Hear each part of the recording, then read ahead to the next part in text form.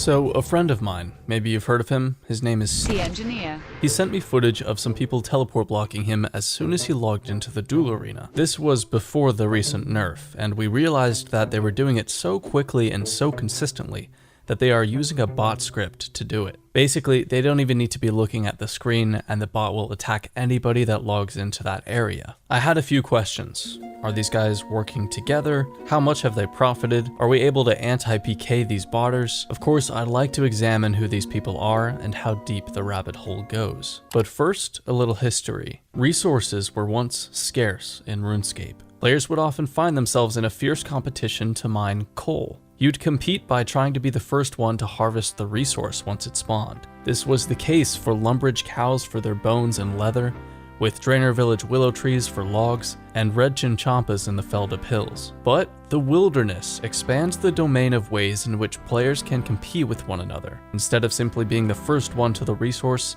they can actually engage in combat to shoo off competition. Back in the early 2000s, mining runite ore was the fastest money-making method in the entire game, and the wilderness rune rocks were a very active area among players. It was a very healthy money-making method because it struck a balance between four forces that regulate the RuneScape economy. Full of rewards, but also uncertainty. And from this game of sorts spawned alliances, and when those alliances grew stronger and expanded, player versus player clans came into existence. These clans were once healthy. There'd be a few more clans every month, with their numbers expanding, and more unplanned but also scheduled battles between teams. But since then, obviously there was the evolution of combat, which didn't help PvP, and in Oldschool Runescape, they kind of just focused on Slayer updates for a bit too long, leaving the PvP community behind. Obviously, there's Deadman mode, which happens once a year, but in the main game, all the best money-making methods are in safe zones. And where in 2005, you'd need to have completed the Hero's Quest and have membership to access the only 2 rune rocks in safe zones, now that's gone up to 20 rune rocks in safe zones. So there's essentially no reason to go in the wilderness for this moneymaker at all. And of course, there's the reason that in safe zones, you can make up to 8 mil an hour, and you can't even get anywhere close to that in danger zones. So that's why people really don't go to them. The domain of competition in RuneScape has shriveled back into one-dimensionality. It's basically just the first person to the resource. And with 230 game worlds, there's basically no competition in RuneScape whatsoever. So you could say the kind of players that like competition, like most people, they quit. The only real competition in RuneScape is going for 200 mil all skills, and then the rest of us just kind of force ourselves to play for a few moments of gratification when we hit a goal that took 500 hours. Lost in an existential crisis, hoping to God you can somehow escape, but you can't because you need that item, or you need that 99. You've been dreaming of it for so long as a child. So yeah, the PvP community, clans included, all kind of dwindled down into what's at the bottom of the barrel. Now we just have the only people egotistical enough to try to assert themselves as the alpha over a territory or a game world. Modern day clans, they just kinda suck. Watching these clans from the sidelines for the last few years, it's just boring. The clans, they're not competing for resources, mostly because the best resources are in the safe zones. So they're just competing for ego. It's like all the competition is only in the domain of superiority and asserting their dominance over anybody wearing black d'hide body and a spade. And after a while, you realize there's nothing interesting about the hollow attention seeking. Reign of Terror or Rot is probably the most commonly heard of clan, and you guys are watching the video? Hey, how's it going? So they're the clan that's had the most publicity because they dominated the Revenant Caves before they were nerfed and won a ton of Deadman mode events. And they just had the most experience and skill out of any multi-clan in the game. But it is basically public consensus that they won these events because they DDoSed the game servers and had insider information from a corrupt JMod into where the final areas were going to be. They are also rivaled against a lot of other clans. They found out one of the rivals' addresses and went to their town, recording this video. I just want to tell you what the psychic told me. I know where your mama house at. Now look, you can see. But I just want to tell you what the psychic told me. I know where your mama work at. Now look at her, sleep. Not the kind of nigga you should fuck with, B. A member of another clan had a friend that had died. His name was Bryson, and he played RuneScape for a long time. Somehow, the clan Reign of Terror found out about the death of this guy's friend, so they started mentioning it in-game to the rivaled clan, like Bryson in Hell with no internet, and whoever keeps returning is next on the list. They also found his family's Facebook and harassed his family about his death, basically gloating. They went onto his family's obituary page and wrote a comment, and recently you can find countless instances of them doxing other people's phone numbers and addresses, even on the Reign of Terror website, which you should never go to, by the way, because they'll snag your IP address and send cyber attacks. Like, I understand this clan has been a cool spectacle in Deadman mode, but in the last couple of Deadman events, their performance has been underwhelming. It's pretty clear that they lost their advantage when Mod Jed was fired, the guy that colluded with them to rig these events. And ever since then, Rot is just kind of like this limp, castrated dog. He'll bark at you, but everybody knows he's been emasculated. You have to give them props though. They are still fighting for their place in the PvP food chain. They're sending IP snaggers to anybody that goes into the wilderness so they can DDoS them the next time they enter. And if nobody clicks on their IP snaggers, it's kind of adorable to think of them fighting their way to try to be at the top of the PvP hierarchy again. The other clans are so happy with me saying all this. There are some pretty brutal rivalries between these clans, naturally. I mean, you've seen what they're capable of. And at the very least, I do hope the clan members of Frontline got a few laughs out of that. Now, Frontline is the clan that is occupying the duel arena. It's the people that C Engineer and I found. Something they're known for is being the best singles team in the game. They have more skill and experience than any other team, but they're also known for DDoSing people, and their entire clan got banned because the amount of proof was so staggering that for once, Jagex actually took action against them. They also bragged about hacking some guy's mom's Facebook account, which, what is it with Facebook moms? Leave them alone, come on. And they've been guarding the most valuable tile in the game, which is the duel arena teleport spot. Why? Well, you just went PKing with the worst RNG ever. You died, lost your money, and think, oh my god, I just... if only there was a way I could quickly make my money back without putting in any work. If you've seen videos from me or Torvesta, you know we do this all the time, or did. We'd get PK'd and go to the duel arena to see if we can find out if our luck would turn around. Well, what if you had your cash stack on you and forgot to change from a PvP world to World 2 before teleporting? This would be your fate. Basically, they use bot scripts to auto-teleport block people and can make up to bills from one person. And this has been so lucrative that this is the single most desirable botting location in the entire game. They really didn't want the duel arena to get nerfed because less people would come with big stacks of gold. These are messages that they had typed to me a year ago after I exposed the duel arena underground. But it's so profitable here that clans have been fighting over this spot for years, bringing in rag accounts to deter their rivals from coming back. It's mostly been back and forth between the clans Blazers and Frontline for a very long time. And Blazers actually reached out to me and asked me to try to ban the accounts in Frontline. I can't ban anybody, we can only report them, and Jagex doesn't care enough to moderate much of anything, so good luck getting them banned anyway. With the bot script method, they have made over 210 billion GP just by attacking rich defenseless people that came to the duel arena. They were able to PK anywhere from a duel ring up to 28 bill at once. They recently uploaded a YouTube video of them killing people with this method, but the duel arena got nerfed, and unfortunately they need another way to make money, so they actually copyrighted my last video, which is why this is a re-upload with my own footage. They even show evidence of them using the bot scripts and frequently flash their RuneScape names, but they know Jagex is not gonna ban them, so there's no point in spending time editing it out. And I can't play the music for you because it's copyrighted, but it's mostly rap of guys talking about getting girls and hurting people. Ooh, you're odd. I have a great image in my head. This guy sitting in his basement eating potato chips and just jamming out to this music. Then he realizes his bot just teleport blocked someone, and he has to quickly wipe off the chip crumbs from his shirt and click the guy with his mouse. But I wanted to see if I could stir them up and panic like that.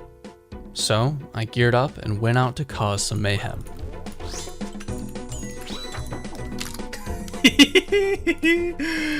Beautiful.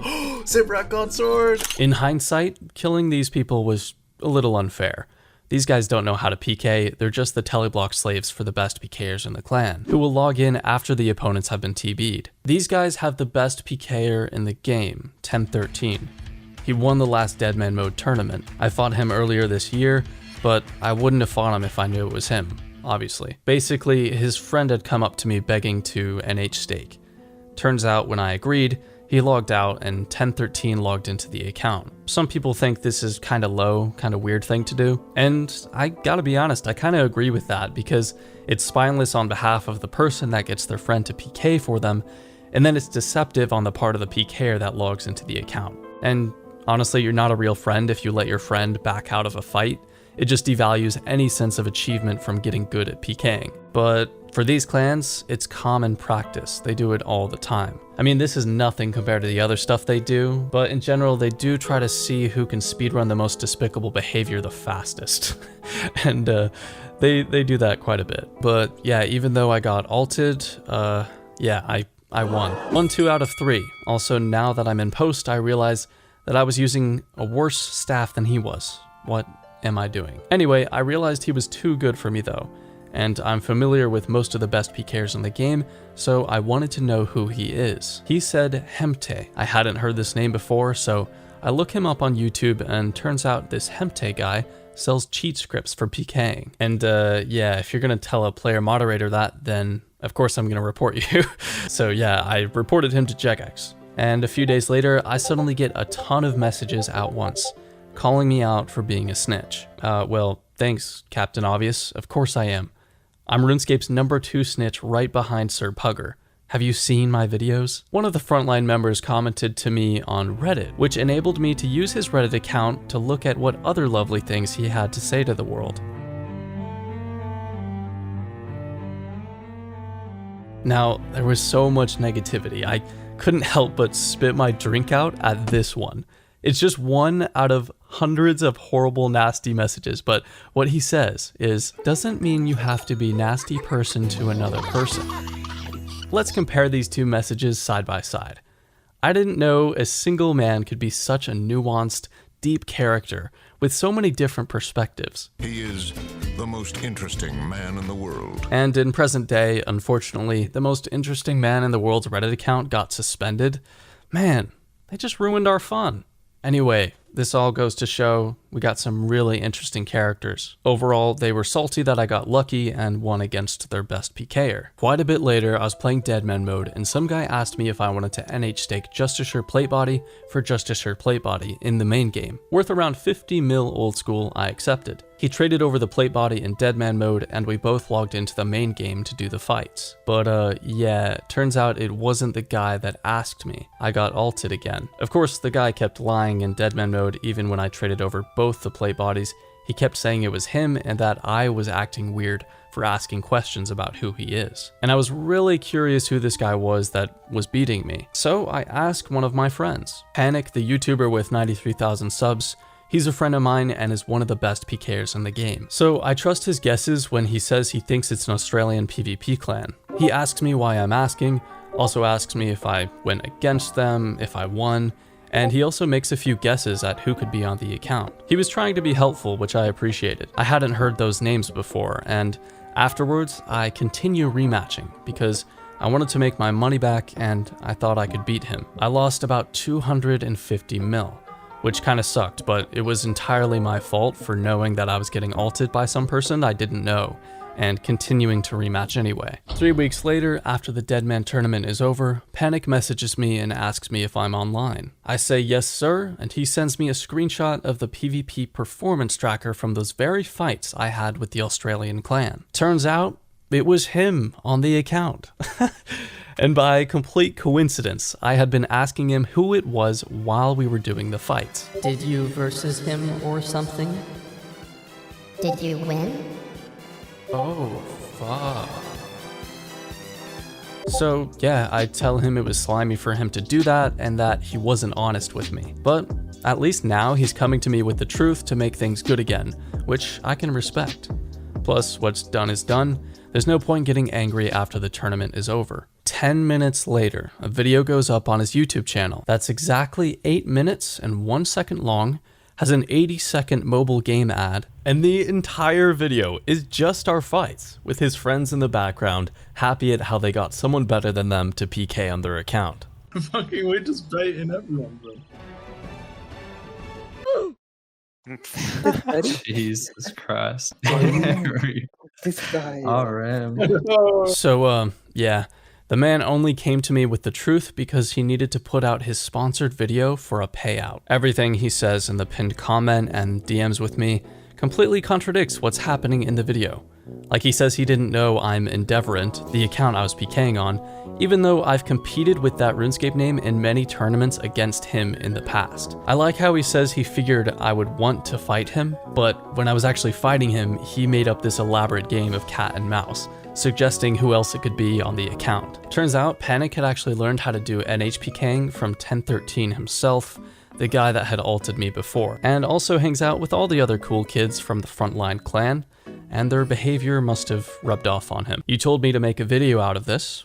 Are you happy? Anyway, Reign of Terror, Frontline, and the other clans that wet their pants from me talking for 20 minutes are probably never gonna let me play Deadman mode again. But just ask yourself, did I say anything that isn't true? And for all the good guys in these clans, just remember you're made by the friends you keep. Aside from just RuneScape clans, there are thousands of people online that want to take your data for lots of different reasons. They may want to use it to find out your location, blackmail you, send DDoS attacks to your IP, threaten you by going to your home, or even steal your identity. Nobody expects these things to happen, but it is a risk you take while using the internet, which is why I have a layer of security against these attacks. It's ExpressVPN, and I've been using them since even before they sponsored me. Your IP address uniquely identifies you on the internet and can be used against you. That's why I use ExpressVPN, not only to mask my IP address with one of theirs, but so that they can port my internet connection to one of 94 locations around the world. So now when I go to any website or use any application that uses the internet, my IP address and other data is protected. In fact, ExpressVPN makes it so nobody, not even the network admins or internet service provider, can see what I'm doing when I surf the web. Normally, internet providers like AT&T can store logs of every website I've ever visited